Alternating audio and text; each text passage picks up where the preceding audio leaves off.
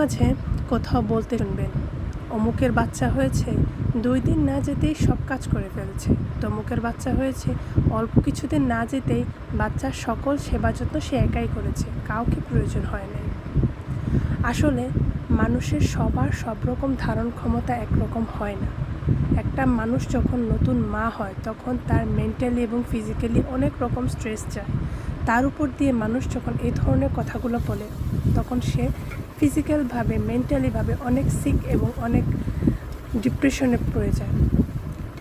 একসাথে আপনি ভালো মা, একসাথে আপনি ভালো বউ, একসাথে কাজের ক্ষেত্রেও একই রকম 100% রাইট, চাকরির ক্ষেত্রেও আপনি 100% ভালো কাজ করবেন। আসলে সব কিছু 100% করা সম্ভব হয় না। এগুলো রূপকথার গল্পের মতো শোনা যায়। মানুষ দোষে গুণে মানুষের ভিতরে ভুল ত্রুটি থাকবে, এগুলো নিয়ে মানুষকে চলতে হবে। প্রতিটা মানুষের ভিতরেই কিছু না কিছু ভুল ত্রুটি গুণের অভাব থাকে। মানুষ কখনো 100% রাইট হতে পারে না। সো একটা মাকে কখনো এই ধরনের কথা বলে তাকে মেন্টালভাবে সিক করবেন না।